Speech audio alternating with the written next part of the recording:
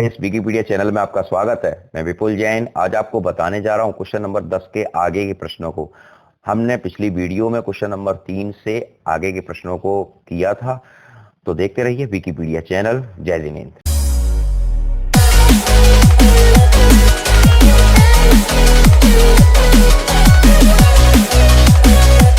यहाँ देखिए क्वेश्चन, जरा हम पढ़ते हैं इसको बिना किसी भूमिका के साथ। एक निर्माता 3 प्रकार की वस्तुएं एक्स वाई जेड का उत्पादन करता है, जिनको वह 2 बाजारों में बेचता है।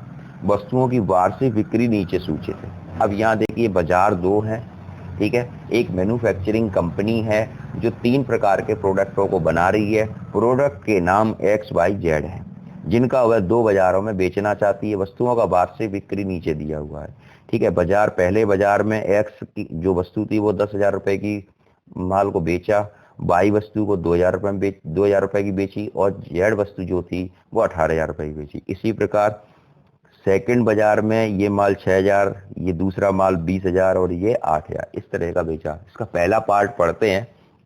जो मैन्युफैक्चरिंग कंपनी है एक्स वाई जेड की, प्रत्येक इकाई का मतलब एक्स का मूल, वाई का मूल और जेड का मूल। एक्स का मूल 2.5 रुपए है, वाई का मूल 1.5 रुपए और जेड का मूल 1 रुपए है। प्रत्येक बाजार में कुल आय का आव्यूह बीजगणित की सहायता से ज्ञात करो। अब यहाँ पर जरा देखिए, पहले हमने जो इन्होंने जो बिक्री के लिए जो बाजार में प्रोडक्ट को निकाल रहे हैं उसको हमने ए मान लिया। ए बराबर 10,000, 2,000, 18,000, 6,000, ठीक है। अब दूसरी बिक्री थी इनकी 2.5 रुपए, 1.5 रुपए, 1 रुपए, यानी एक्स का मान जो है, ठीक है, बी की। तो आव्यूह बीजगणित से करेंगे तो एक तो इन्होंने ये रो बाई कॉलम का हमें दे दिया। ये आपका जो ऑर्डर बना हुआ है वो है आपका 2/3 का, क्योंकि 2 रो हैं और 3 कॉलम हैं, ठीक। अब जो रो बाई कॉलम का, अब यानी जो हमेशा सिस्टम जो चलता है वो रो बाई कॉलम चलता है।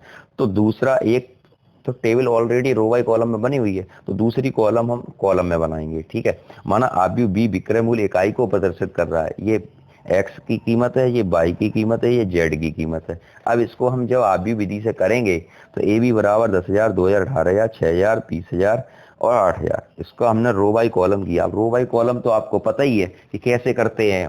रो बाई कॉलम जो करते हैं वो इस तरीके से करते हैं, रो इस तरह से चलता है और कॉलम इस तरीके से चलता है। हम पिछले सवालों में कई बार आपको बता चुके हैं ये बात, ठीक है। तो 10,000 का गुणा जब हम 2.5 रुपए में करेंगे तो ये 25,000 रुपये आ गया। फिर 2,000 का गुणा इस 1.5 रुपए में करेंगे तो 3,000 रुपये आ गया। 18,000 का गुणा 1 रुपए में करेंगे तो 18,000 आ गया, ठीक है। इसी तरीके से 6,000 का गुणा 2.5 रुपए में किया, 15,000, 2,000 का गुणा 1.5 रुपए में किया, 30,000, ठीक है। इस तरीके से इन सबको ऐड करके 46,000 और 53,000 बैठता है। अब यहाँ पर बाजार एक पहले आय की कुल कीमत 46,000 और दूसरे बाजार की कुल कीमत जो माल बिका है वह 53,000 रुपये, ठीक है। अगले प्रश्न की तरफ से अगला पार्ट जो है इसका, अगला पार्ट देखिए। यदि उपर्युक्त तीनों वस्तुओं की प्रत्येक इकाई की लागत अब चेंज हो गई, मतलब देखिए मार्केट घटता बढ़ता रहता है, तो वहां पर भी इन्होंने चेंज कर दिया। यहाँ पे लिखा है यदि उपर्युक्त 3 वस्तुओं की प्रत्येक इकाई की लागत क्रम से 2 रुपए, 1 रुपए और 50 पैसे है, तो कुल लाभ ज्ञात करो। अब कुल लाभ क्या होगा, ठीक है। अब यहाँ पर देखिए हमने उसको ए माना था, बी माना, अब सी मान ले। माना सी की प्रत्येक इकाई की लागत 2 रुपए, 1 रुपए और आधा रुपए है, यानी 50 पैसे है। ए आपका वही रहेगा, ए आपका वही रहेगा, ठीक है। तो ए यहाँ पे देखिए 10,000, 2,000, 18,000, 6,000, 2,000, 18,000, वही टेबल चल रही है जो यहाँ पर उत्पादन की बाजार 1 और बाजार 2 की जो किताब में दी है। और ये कीमत है, ये एक्स की है, ये वाई की है, ये जेड की है, ठीक है। अब यहाँ पर 2 रुपए, 1 रुपए और 50 पैसे, इसका भी रो वाई कॉलम गुणा करेंगे जो जैसे किया था, ठीक है। रो वाई कॉलम गुणा करेंगे तो ये हो गया आपका 20,000, 2,000, 9,000, 12,000। इसका इसमें करते हैं, इसका इसमें करते हैं, इसका इसमें करते हैं, फिर इसका इसमें करेंगे, फिर इसका इसमें करेंगे, फिर इसका इसमें करेंगे। इन सबको ऐड करते तो 31,000 और 36,000 इसका वैल्यू बैठती है। अब बाजार फर्स्ट से लाभ जो हमें मिला है, पहले बाजार की जो वैल्यू आई थी वो 46,000 रुपये आई थी, ठीक है। और यहाँ पर आई 31,000 रुपये। जब रेट को चेंज किया है तो 46,000 में से 31,000 घटाया तो पहले बाजार से जो लाभ मिला है हमें 15,000 रुपये का लाभ मिला है।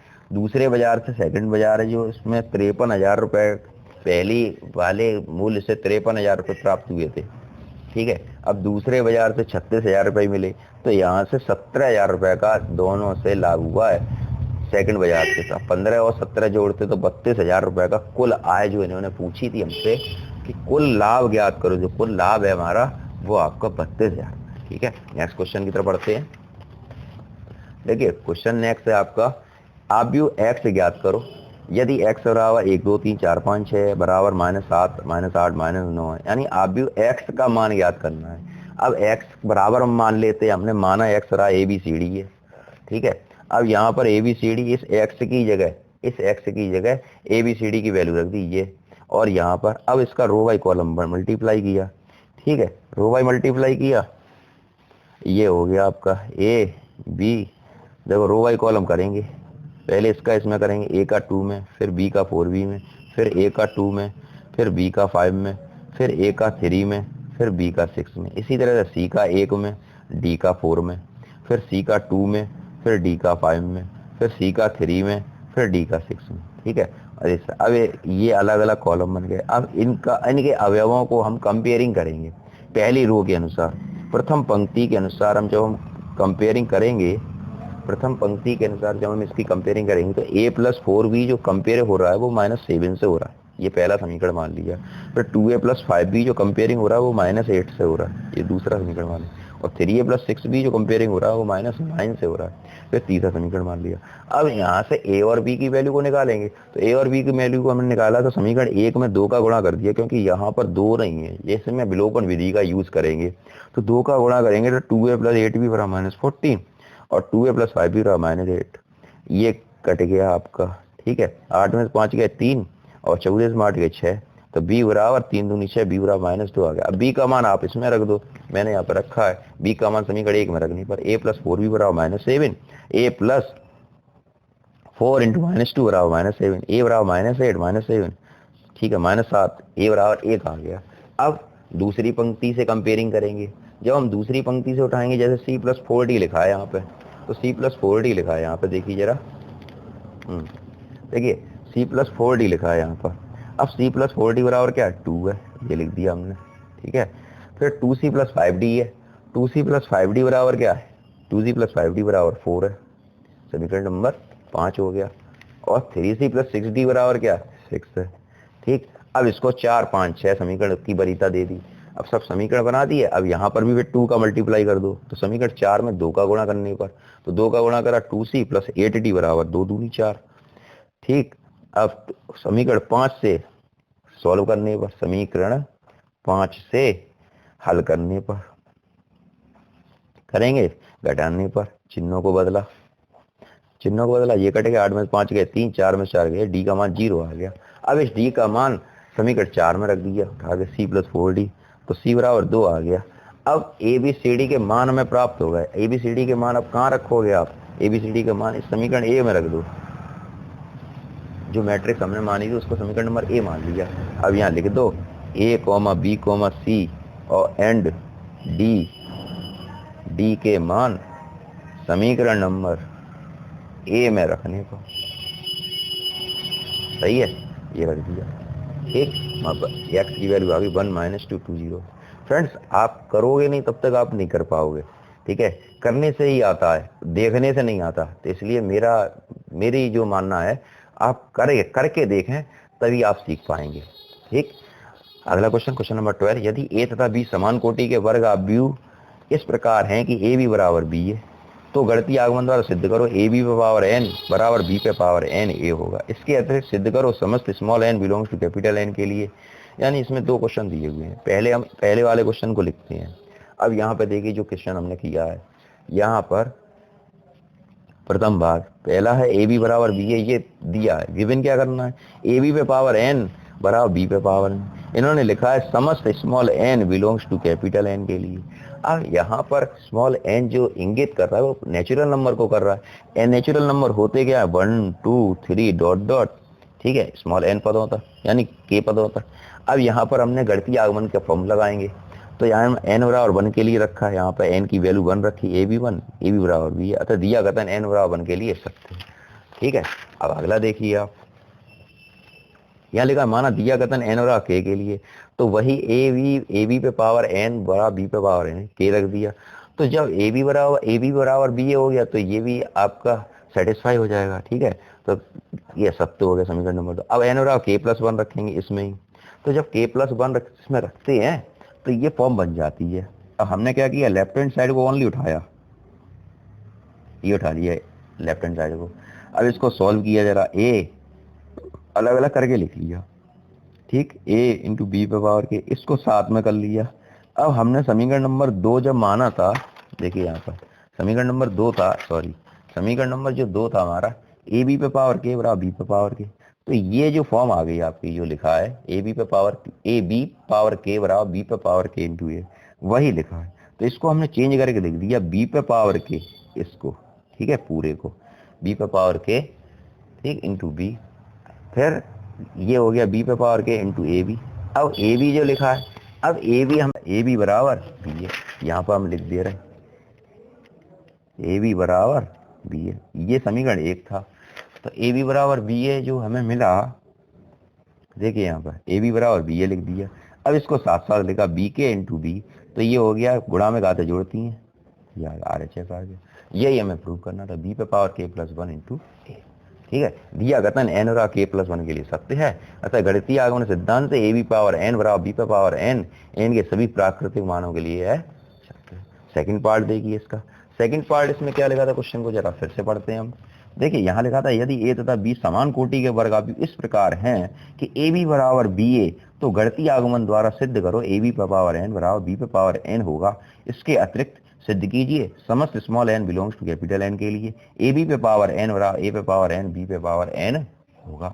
अब देखिए यहाँ पर मैंने यहाँ पर वही चीज लिखी है, दिया क्या था अपने पास, दिया है ए बी बराबर बी ए दिया है, ठीक है। यहाँ पर मैं लिखा ए बी पे पावर एन बराबर ए पे पावर एन इंटू बी पे पावर एन, एन बराबर 1 के लिए रखा, तो एन बराबर 1 के लिए रखेंगे तो ए बी पे पावर 1, ठीक है, एन बराबर 1 रख दिया, ए बी बराबर ए बी आ गया, समीकरण नंबर 1 आ गया, ठीक, जो सत्य है। दिया कहते हैं एन बराबर 1 के लिए सत्य है, ये तो बात कहने वाली नहीं है। फिर एन बराबर के रखा, एन बराबर के रखा, तो ए बी पावर के बराबर ए पे पावर के इंटू बी पे पावर के, ठीक है। फिर यहाँ पे लिखा एन बराबर k+1 रखने पर, अब ए बी पे पावर k+1, ठीक, ए बी, अब यहाँ पर यानी एन की जगह क्या रख दिया, के रख दिया। अब हमने इसको उठा के सॉल्व किया, ए बी पे पावर के इंटू ए बी, अब यहाँ देखो ए पे पावर के इंटू बी पे पावर के इंटू ए बी, ठीक है, ए पे पावर के बी के इंटू ए इंटू बी, ये हुआ। फिर ये हमने कहाँ पे सॉल्व किया था, ये हमने समीकरण नंबर 2 में सॉल्व किया था कि ए, ये लिखा है देखो जरा, ए बी पे पावर के बराबर बी पे पावर के, वो यहाँ पर उठा के हमने रख दिया, ये हमें समीकरण नंबर 2 से मिला था, यहाँ रख दिया, क्योंकि समीकरण क्वेश्चन तो एक ही है दोनों, तो यहाँ पर ए बी पावर के, ठीक है। फिर इसको हमने साथ में ले लिया, इसको और इसको और इसको और इसको साथ में ले लिया, यहाँ पर +1 हो गया, यही हमें लेफ्ट हैंड साइड में लाना था, ठीक है। अतः दिया कथन एन और k+1 की सत्य है, गणितीय आगमन सिद्धांत से ए बी पावर एन बराबर ए पे पावर एन इंटू बी पे पावर एन स्मॉल एन। देखिए इस प्रश्नों में ऐसा कुछ भी नहीं है जैसा आप समझ रहे हो, बस लिखने का एक तरीका है, उस लिखने के तरीके को आप समझ लो, आप क्वेश्चन सीख जाओगे, ठीक है। अगले क्वेश्चन की तरफ चलते हैं। अगला क्वेश्चन है हमारा, यदि alpha beta gamma minus alpha इस प्रकार है कि ए स्क्वायर बराबर आई, तो 1 plus alpha square beta gamma 1 minus, ये ऑप्शन है, ठीक है, ऑब्जेक्टिव क्वेश्चन है, मल्टीपल चॉइस क्वेश्चन है। मैंने यहाँ पर किया है ए स्क्वायर बराबर आई, इन्होंने दे रखा है फॉर्म में, ये लिखा ए स्क्वायर बराबर आई दे रखा है। अब यहाँ पर ए की जो वैल्यू है वो alpha beta gamma minus alpha है, यहाँ पर हमने ए इंटू ए यानी दोनों वैल्यू को लिखा है और आइडेंटिटी मैट्रिक्स को लिखा है 1 0 0 1, ठीक है। अब इसका हमने रो वाई मल्टीप्लाई किया, तो alpha square alpha into alpha plus beta into gamma, फिर alpha into beta minus beta alpha, फिर इसका किया गामा इंटू अल्फा, फिर माइनस अल्फा गामा, फिर gamma beta minus alpha square, ठीक है। यहाँ पर इसको करने के बाद 1 0 0 1, अब यहाँ पर देखिए जरा, ये अल्फा स्क्वायर हो गया, ये बीटा गामा, ये अल्फा माइनस बीटा से माइनस बीटा अल्फा कट गया, ये 0 आ गया, और ये गामा अल्फा से अल्फा गामा कट गया, ये 0 आ गया, ठीक है, और गामा बीटा प्लस अल्फा इसका। अब यहाँ पर इनके पदों की हम तुलना करेंगे, तो यहाँ पर दोनों ही पद 1 से जुड़े हुए हैं, तो हमने लिखा alpha square plus beta gamma बराबर 1 और alpha square plus beta gamma बराबर 1, यानी दोनों से एक ही मान आ रहा है। तो हमने फिर इसको सिंप्लीफाई किया, तो 1 minus alpha square beta gamma बराबर 0, और यही मल्टीपल चॉइस का क्वेश्चन है, इस तरीके से इन्होंने दिया है। 1 minus alpha square plus beta gamma बराबर 0, यानी बी वाला ऑब्जेक्टिव सही है। अगला क्वेश्चन देखिए, इसका लास्ट क्वेश्चन है इस एक्सरसाइज का, सेकंड लास्ट। ठीक है, देखिए यहाँ पर सेकंड लास्ट क्वेश्चन, यदि आव्यूह सममित तथा विषम सममित दोनों ही हैं, देखिए तो वो लिखते हैं ए एक ऋणाव्यूह है, ए एक शून्याव्यूह है। ठीक है, सममित और विषम सममित क्या होता है, दोनों में बस निगेटिव का अंतर है। और हमेशा सममित और विषम सममित आव्यूह जो होती हैं वो स्क्वायर मैट्रिक्स होती हैं, 2x2 की, 3x3 की, यानी उसमें मेंबरों की संख्या रो में और कॉलम में दोनों में बराबर होती है। ठीक है, यहाँ पर लिखा है यदि आव्यूह सममित और विषम सममित हैं तो कैसी आव्यूह बनेगी। अब ए एक वर्ग आव्यूह है, अब वर्ग आव्यूह होती है। ठीक है, मैंने आपको बताया ना कि ए एक वर्ग आव्यूह है, यानी इनमें रो की संख्या और कॉलम की संख्या दोनों में बराबर होती है। ए एक सममित आव्यूह है तो ए डैश बराबर ए, और विषम सममित में माइनस आ जाता है। अब समीकरण ए एक इसको माना, दो इसको माना, समीकरण एक और दो से तो दोनों के एलएचएस बराबर है, तो हमने आरएचएस बराबर कर लिए, ए बराबर माइनस ए, इसको हमने इधर रख के लेके आए तो 2a बराबर 0, ए बराबर 0 हो गया। ए एक शून्य आव्यूह है, ए एक शून्य आव्यूह, तो यहाँ पे हमने लिखा ए एक शून्य आव्यूह है। ठीक है, बस लास्ट क्वेश्चन इस एक्सरसाइज का, एक्सरसाइज फिनिश। और अगली वीडियो में हम आपको साइडिक के बारे में बताएंगे। ठीक है, तो वीडियो को बिल्कुल भी अवॉइड ना करें और बिल्कुल अच्छे से आप अपनी तैयारी करें, हम आपके साथ हैं। फिर भी कोई प्रॉब्लम रहती है तो आप कमेंट बॉक्स में भी कमेंट करो, मैं आपके हर कमेंट का जवाब दूंगा। ठीक है, लास्ट क्वेश्चन देखिए, क्वेश्चन नंबर 15, यदि एक वर्ग आव्यूह इस प्रकार है कि ए स्क्वायर बराबर है, लिखा है ए स्क्वायर बराबर ए, तो आई प्लस ए का होल क्यूब माइनस 7a बराबर है ए आई माइनस ए आई 3a। चलिए यहाँ पर क्वेश्चन करते हैं, यहाँ लिखा है ए स्क्वायर बराबर ए। ठीक है, समझते चलना, आई प्लस ए का होल क्यूब माइनस 7, यहाँ मैंने ए प्लस बी के होल क्यूब को ओपन किया है, तो ए प्लस बी का होल क्यूब क्या होता है, A cube plus B cube plus 3ab A plus B. ठीक है, माइनस 7 है। अब यहाँ देखिए जरा, ये आई क्यूब लिखा है, मैंने आई लिख दिया। आप कह रहे हो कि ये आई कैसे हो जाएगा, क्योंकि देखो आई होता है क्या कहते हैं, आई जो होता है वो होता है आइडेंटिटी मैट्रिक्स 1 0 0 1। ठीक है, और आई का आई के ही साथ अगर हम गुणा करते हैं तो देखिए क्या आता है, 1 का 1 में किया, फिर 0 का 0 में किया, फिर 1 का 0 में किया, फिर 0 का 1 में किया। ठीक है, फिर 0 का 1 में किया, फिर 1 का 0 में किया, फिर 0 का 0 में किया, फिर 1 का 1 में किया। अब देखो जरा, 1 0 0 1, यानी आई का आई के साथ मल्टीपल करने पर क्या प्राप्त हो रहा है, आई ही प्राप्त हो रहा है। ठीक है, इसी प्रकार फिर तीसरी आई के साथ गुणा करेंगे इसके साथ, फिर वही आ जाएगा, इसलिए मैंने डायरेक्ट आई क्यू की जगह आई लिख दिया।